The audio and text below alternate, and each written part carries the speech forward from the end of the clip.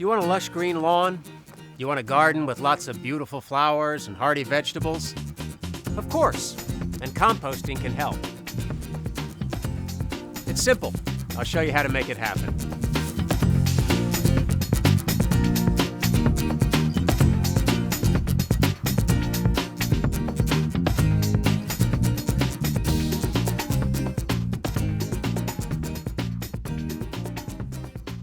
Composting is easy as long as you follow a few simple steps. Anyone can do it. Trust me, you really don't need to be an expert, and it's a great family project. Today you'll learn about the process and why you should compost, the 4 elements of composting, what materials to add and not to add, types of bins available, how to build and maintain a compost bin, and solutions to common composting challenges. We'll even tell you how you can get a composting bin at no additional charge from Montgomery County. Let's get started.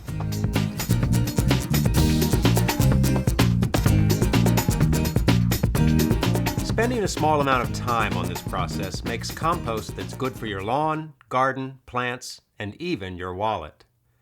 And you won't have to place yard trim materials such as leaves and grass clippings at the curb for recycling collection and processing by Montgomery County. If these reasons aren't enough, making your own natural fertilizer protects the environment. Using compost reduces runoff from rain and melting snow, and you don't have to purchase or use commercial fertilizers that are harmful if not applied correctly. Again, composting is easy and everyone can do it. But how does it work? Let's take a closer look.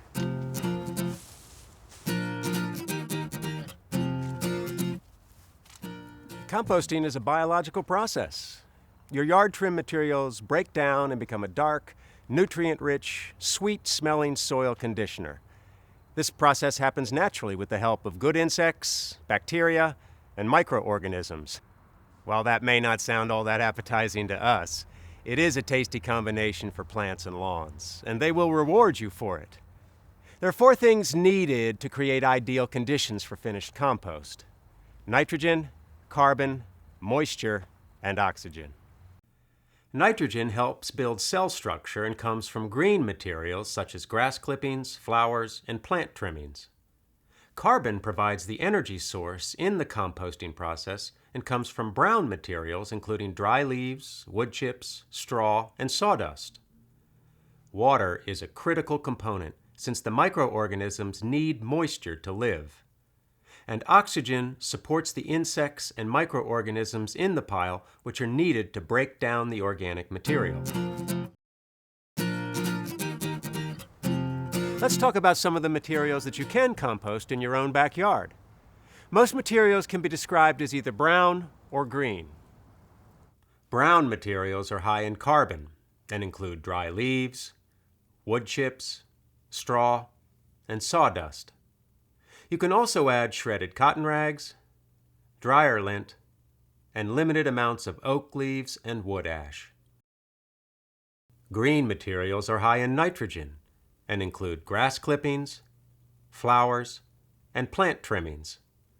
You can also include fresh hay, prunings, and nutshells. What you leave out of a compost bin is almost as important as what you put in.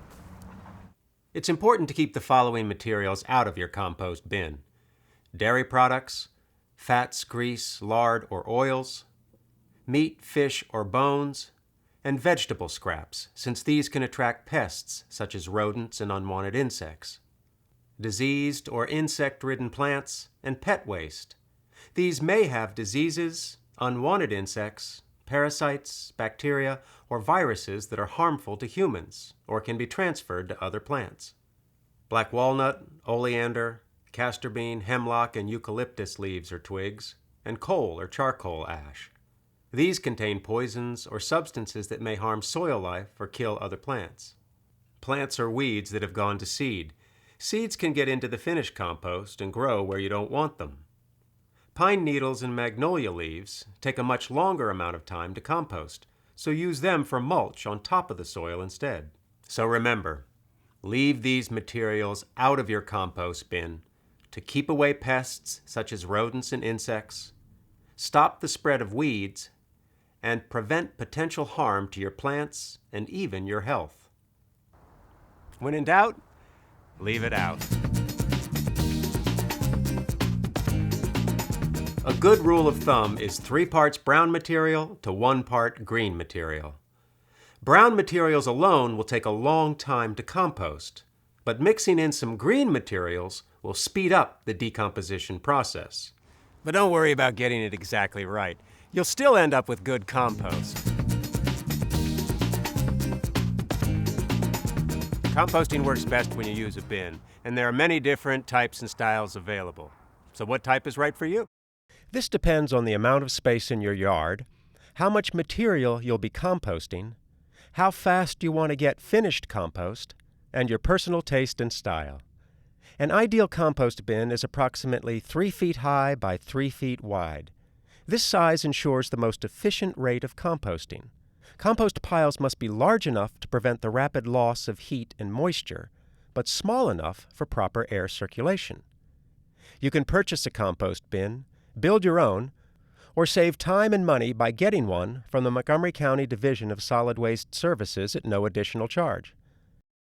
Compost bins are available for county residents at a number of locations countywide. These easy-to-use compost bins can be placed anywhere on your property. There are some important points to consider when setting up a compost bin: area selection, materials, mixing, and watering. Pick a convenient location that is not too close to your house and at least 1 foot away from any wooden structure, such as a fence or a woodpile.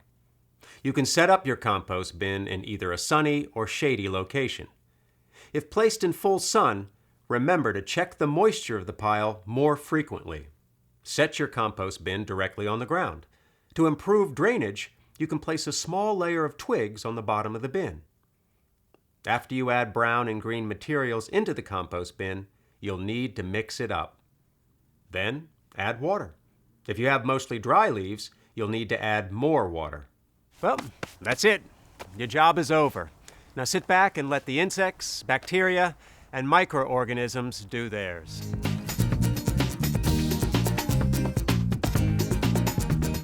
During the composting process, there are a few tips to keep the process working.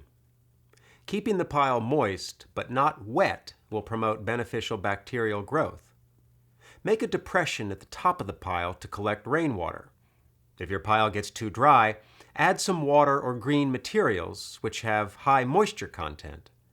If your compost pile gets too wet, the excess moisture can slow down the composting process, so adding some brown material such as dry leaves will soak up extra moisture.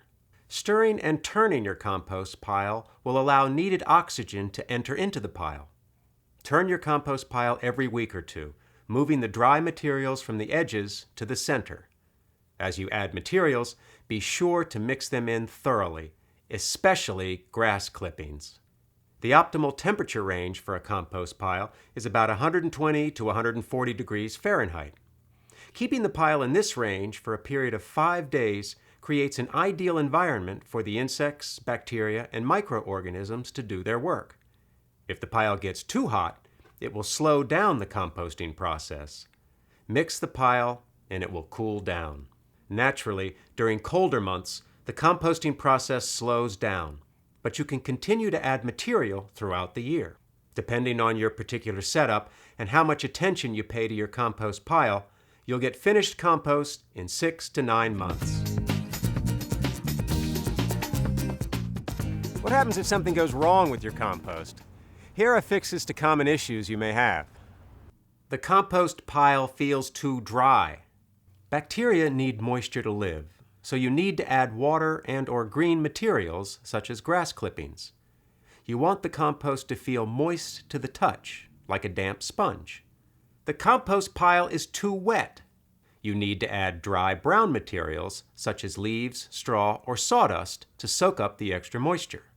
It doesn't look like anything is happening. If the pile feels warm, it's working.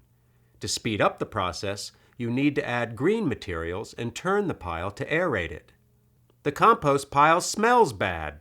Adding only grass clippings or mostly green material to a compost pile can create unpleasant odors, so you need to add brown materials to minimize these.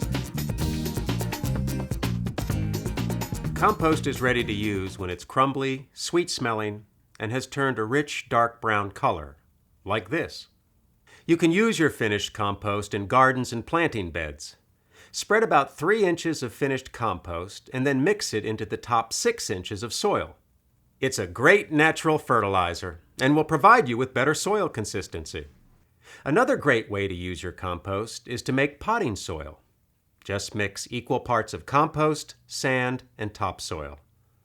Also, in the fall, adding a 1/4 inch of fresh compost on your lawn will improve the health of your lawn. So there you have it. Composting is simple. It's nature's fertilizer, containing most of the nutrients needed for plant growth, releasing them slowly over several years.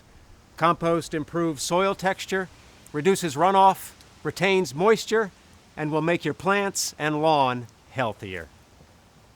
To learn more about composting and to find out where you can get a compost bin at no additional charge, you should contact the Montgomery County Division of Solid Waste Services.